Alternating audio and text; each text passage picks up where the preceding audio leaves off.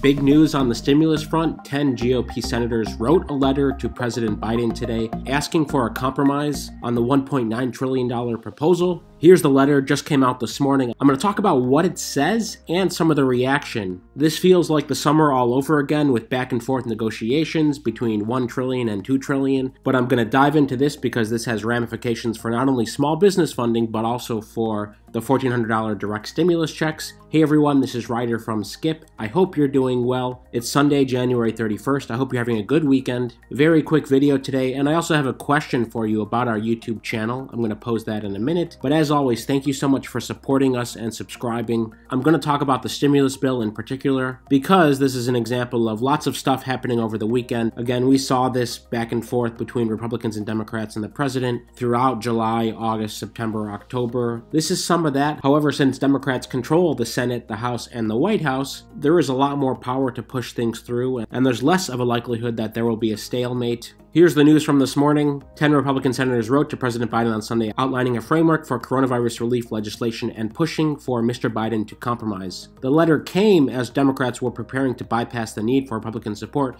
in order to deliver a sweeping relief package. Many of these are moderate senators we've seen in these letters for a long time, such as Susan Collins and Mitt Romney, but basically, they think $1.9 trillion is too much. And in particular, they want to negotiate on direct payments and unemployment aid. But basically, this is a letter asking for a meeting, essentially. The group also includes Mitt Romney, as I said, Michael Rounds of South Dakota, Lisa Murkowski of Alaska, and Shelley Moore Capito of West Virginia. They're expected to release additional details to this proposal on Monday, so stay tuned for that. We'll cover that tomorrow. If you're new to our channel, please hit subscribe. I'm going to go through what's in the letter. They talk about the PPP and the EIDL as well. But here's the question about our YouTube channel. As many of you know, we've been doing videos for almost a year. It'll be a year, middle of February, that we've been covering COVID-related, stimulus-related, funding-related news almost daily, and it's a few hours of research every day. You know, the thing is I slapped together these very quick video covers, which I know are terrible. Look at all these. Look, we'd always rather stick to the facts and the content and the most important information. Anyway, we may change the format to make it look a little bit nicer. Here's an example right here. What do you think about this? It's the new third stimulus check updates cover right here in the middle of the screen. Would you like to see a change? Is the red a bit jarring in your feed? Just leave a comment one way or the other. Whether you want us to keep our red in-your-face text, or you could get used to a nice refresh. The caveat being, you know, we still want you to recognize our videos when you're scrolling your YouTube feed. So let us know. Here are the two options. The new style would look something like this. Back to the letter from this morning. Here we go. I'm going to read to you what the senators are asking for. In the spirit of bipartisanship and unity, we have developed a COVID-19 relief framework that builds on prior COVID assistance laws, all of which passed with bipartisan support. Our proposal reflects many of your stated priorities, referring to the Biden administration priorities, and with your support, we believe this plan could be approved quickly by Congress with bipartisan support. So they're appealing to Biden's message that he wants bipartisan support, that he wants to work with everyone. Of course, Democrats think they can squeeze a $1.9 trillion package through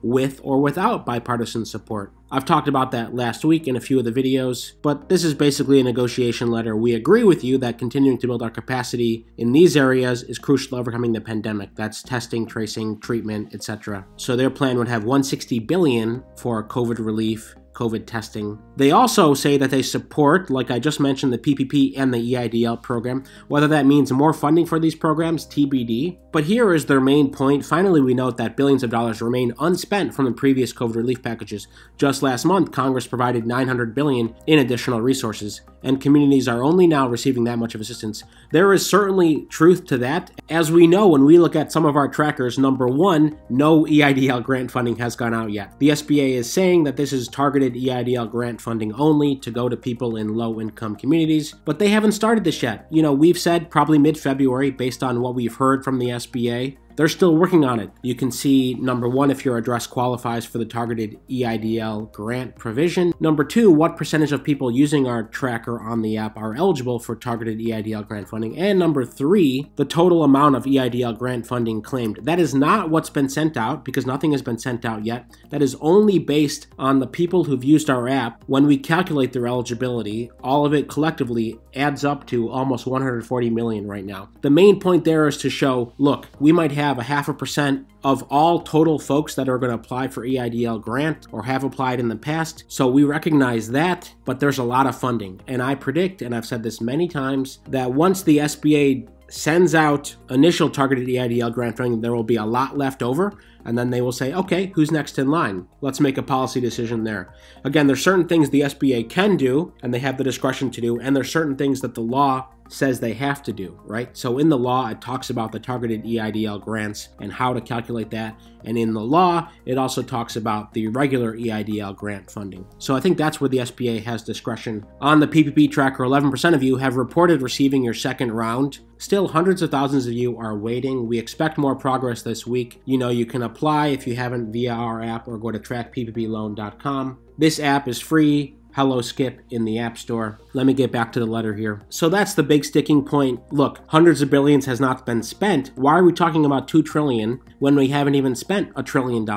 When we go back in time, how many of you remember the HEROES Act from last spring? This was around May, I believe, last year. Yeah, May 15th, 2020. This was a $3 trillion package that was passed in the House but failed in the Senate. When we think about the trillions of dollars that the U.S. is pumping into the economy now, to individuals, to businesses, to testing, to hospitals, to education, and we take a step back and say, okay, $900 billion was passed in December, so that's 1/3 of the amount in the HEROES Act back in May, and now the proposal is around $2 trillion, $1.9 trillion. It's around the same thing. So that's some of the context to keep in mind, that when you take the $3 trillion HEROES Act, the $900 billion passed in December, and the $1.9 trillion proposal, it's still less than the HEROES Act total. In fact, $200 billion less. So that's some context, even though it's still a lot of money. That's an argument that Democrats are going to make. Well, look, it's still less than what we wanted to get through. Hey, we could ask for more. Anyway, we'll probably see some of those games. But two main points here. Number one, Republicans want more targeted direct payments. So they want cutoffs at $75K. And number two, they want changes to the unemployment assistance. And if those two things they were able to compromise on, they could shave off, let's say, $500 billion